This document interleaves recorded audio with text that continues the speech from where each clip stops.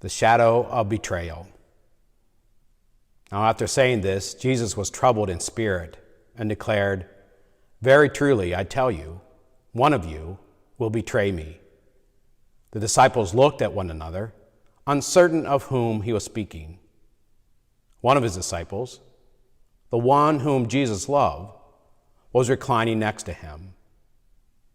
Simon Peter, therefore, motioned to him to ask Jesus of whom he was speaking. So while reclining next to Jesus, he asked him, "Lord, who is it?" Jesus answered, "It is the one to whom I give this piece of bread when I have dipped it into the dish." So when he had dipped the piece of bread, he gave it to Judas, son of Simon Iscariot. After he received the piece of bread, Satan entered into him. Jesus said to him, "Do quickly what you are going to do." Now no one at the table knew why he had said this to him. Some thought that because Judas had the common purse, Jesus was telling him, "Buy what we need for the festival," or that he should give it to the poor. So after receiving the piece of bread, he immediately went out. It was night. When he had gone out, Jesus said, "Now the Son of Man has been glorified, and God has been glorified in him. If God has been glorified in him, God will also glorify him in himself, and will glorify him at once. Little children, I am with you only a little longer. You will look for me. And as I said to the Jews, so now I say to you, where I am going, you cannot come. I give you a new commandment, that you love one another. Just as I have loved you, you also should love one another. By this, everyone will know that you are my disciples, if you have love for one another." Simon Peter said to him, "Lord, where are you going?" Jesus answered, "Where I am going, you cannot follow me now, but you will follow me afterward." Peter said to him, "Lord, why can I not follow you now? I will lay down my life for you." Jesus answered, "Will you lay down your life for me? Very truly, I tell you, before the cock crows, you will deny me 3 times.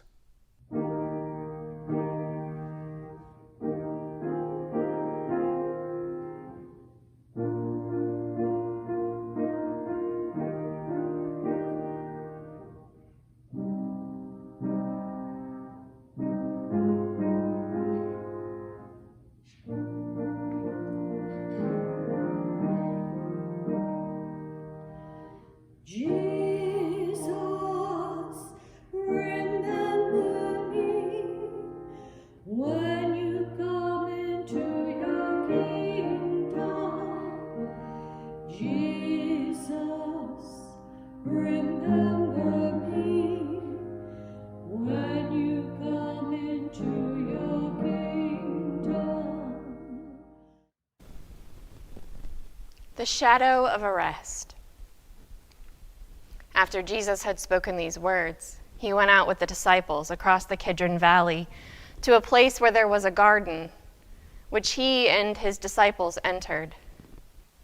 Now Judas, who betrayed him, also knew the place because Jesus often met there with his disciples. So Judas brought a detachment of soldiers, together with police from the chief priests and the Pharisees. And they came there with lanterns and torches and weapons. Then Jesus, knowing all that was to happen to him, came forward and asked them, "Whom are you looking for?" They answered, "Jesus of Nazareth." Jesus replied, "I am he." Judas, who betrayed him, was standing with them. When Jesus said to them, "I am he," they stepped back and fell to the ground. Again he asked them, "Whom are you looking for?" And they said, "Jesus of Nazareth." Jesus answered, "I told you that I am he. So if you are looking for me, let these men go." This was to fulfill the word that he had spoken, "I did not lose a single one of those whom you gave me." Then Simon Peter, who had a sword, drew it, struck the high priest's slave, and cut off his right ear. The slave's name was Malchus. Jesus said to Peter, "Put your sword back into its sheath. Am I not to drink the cup that the Father has given me?" So the soldiers, their officer, and the Jewish police arrested Jesus and bound him. First, they took him to Annas, who was the father-in-law of Caiaphas, the high priest that year. Caiaphas was the one who had advised the Jews that it was better to have one person die for the people.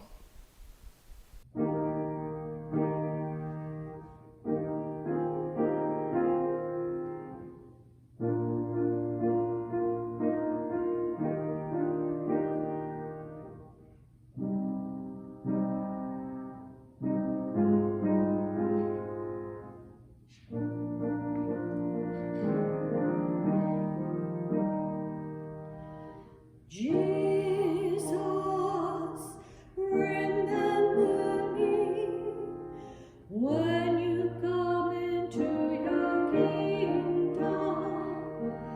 Jesus, remember me when you come into your kingdom. The shadow of desertion. Simon Peter and another disciple followed Jesus. Since that disciple was known to the high priest, He went with Jesus into the courtyard of the high priest. But Peter was standing outside at the gate. So the other disciple, who was known to the high priest, went out, spoke to the woman who guarded the gate, and brought Peter in. The woman said to Peter, "You are not also one of this man's disciples, are you?" He said, "I am not." Now the slaves and the police had made a charcoal fire because it was cold, and they were standing around it and warming themselves. Peter also was standing with them and warming himself. Then the high priest questioned Jesus about his disciples and about his teaching.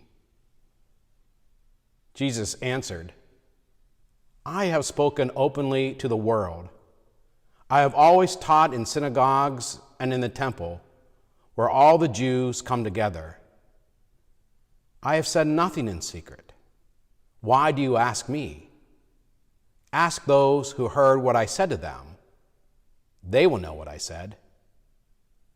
When he had said this, one of the police standing nearby struck Jesus on the face, saying, "Is that how you answer the high priest?" Jesus answered, "If I have spoken wrongly, testify to the wrong. But if I have spoken rightly, why do you strike me?" Then Annas sent him bound to Caiaphas the high priest. Now Simon Peter was standing and warming himself. They asked him, "You are not also one of his disciples, are you?" He denied it and said, "I am not." One of the slaves, a relative of the man whose ear Peter had cut off, asked, "Did I not see you in the garden with him?" Again, Peter denied it. And at that moment, the cock crowed.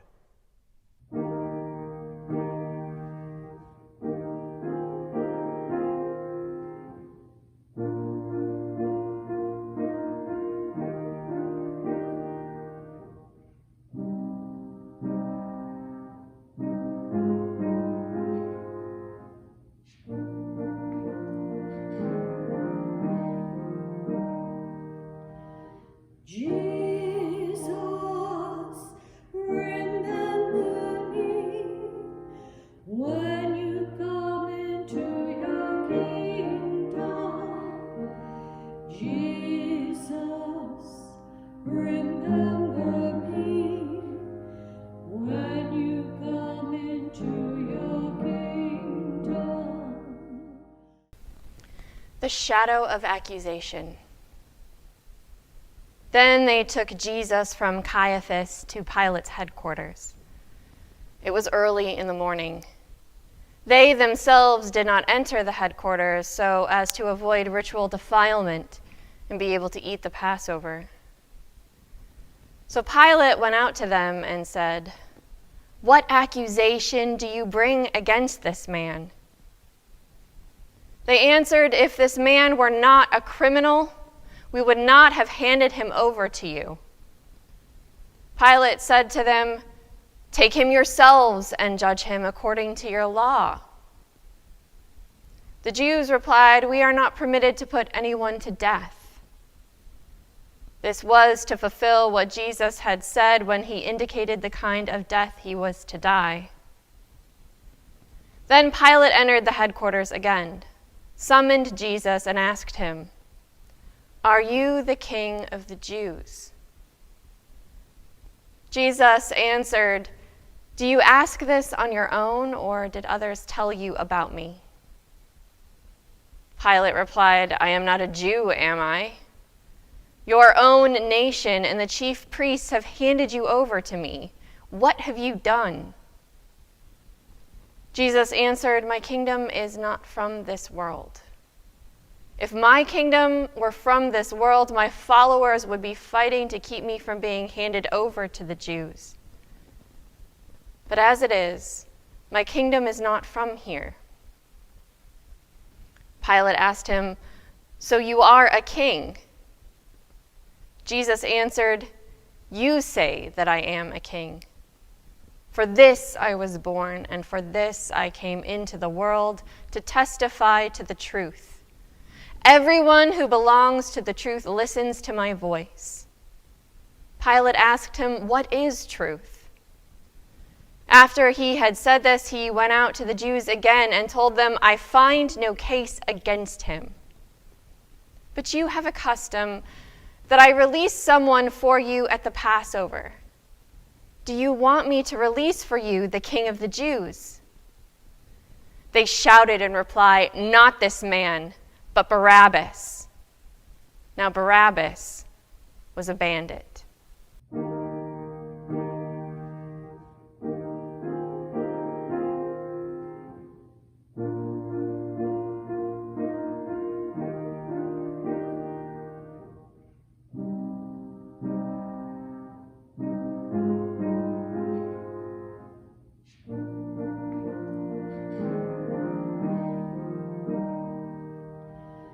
Jesus, remember me when you come into your kingdom. Jesus, remember me when you come into your kingdom.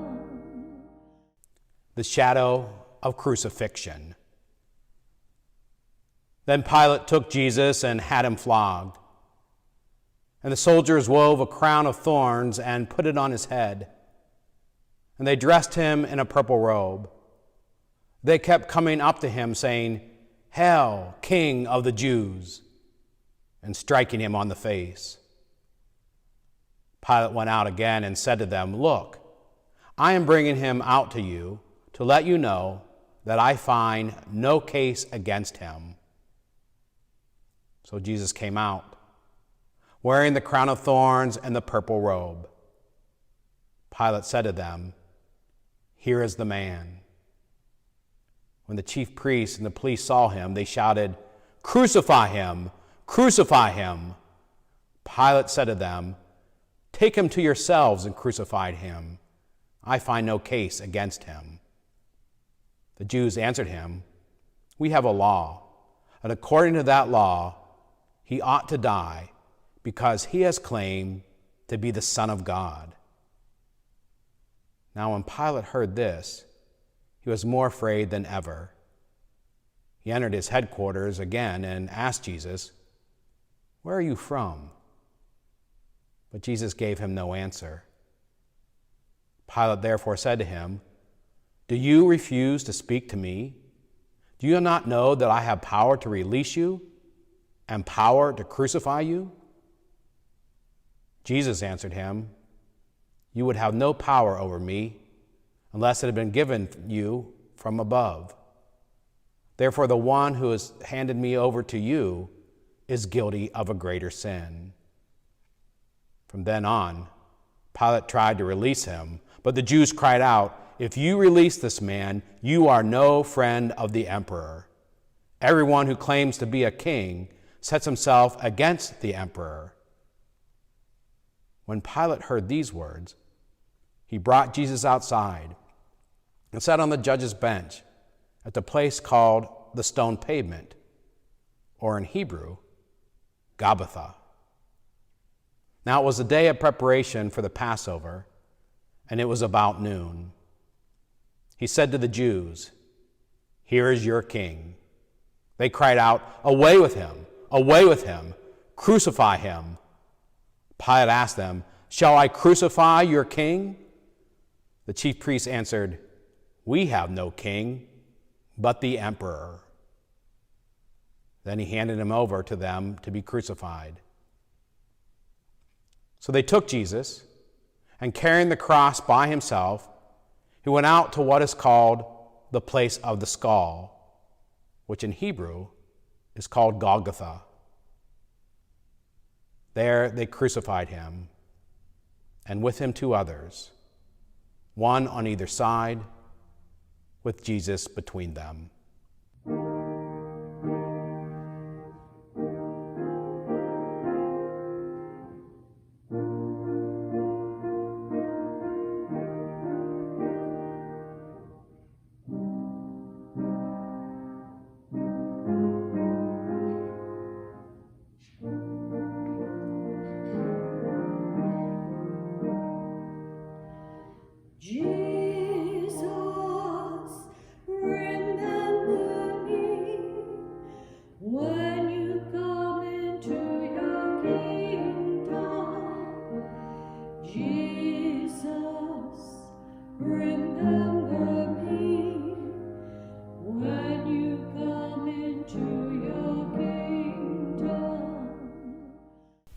shadow of death.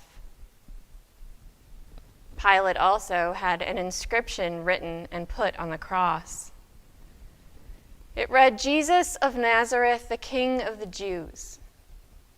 Many of the Jews read this inscription because the place where Jesus was crucified was near the city, and it was written in Hebrew, in Latin, and in Greek. Then the chief priests of the Jews said to Pilate, "Do not write, 'the King of the Jews,' but this man said, 'I am the King of the Jews.'" Pilate answered, "What I have written, I have written." When the soldiers had crucified Jesus, they took his clothes and divided them into 4 parts, one for each soldier. They also took his tunic. Now the tunic was seamless, woven in one piece from the top. So they said to one another, "Let us not tear it, but cast lots for it to see who will get it." This was to fulfill what the scripture says, "They divided my clothes among themselves, and for my clothing they cast lots." And that is what the soldiers did. Meanwhile, standing near the cross of Jesus were his mother and his mother's sister, Mary, the wife of Clopas, and Mary Magdalene. When Jesus saw his mother and the disciple whom he loved standing beside her, he said to his mother, "Woman, here is your son." Then he said to the disciple, "Here is your mother." And from that hour, the disciple took her into his own home. After this, when Jesus knew that all was now finished, he said, in order to fulfill the scripture, "I am thirsty." A jar full of sour wine was standing there, so they put a sponge full of the wine on a branch of hyssop and held it to his mouth. When Jesus had received the wine, he said, "It is finished." Then he bowed his head and gave up his spirit.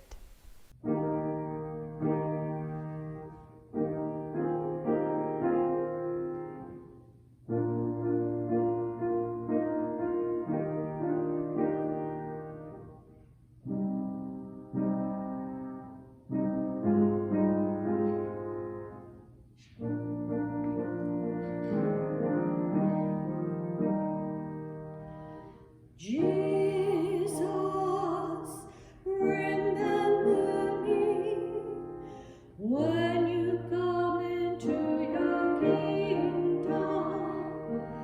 Jesus, remember me when you come into your kingdom.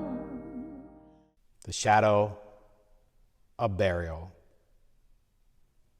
Since it was the day of preparation, the Jews did not want the bodies left on the cross during the Sabbath, especially because that Sabbath was a day of great solemnness.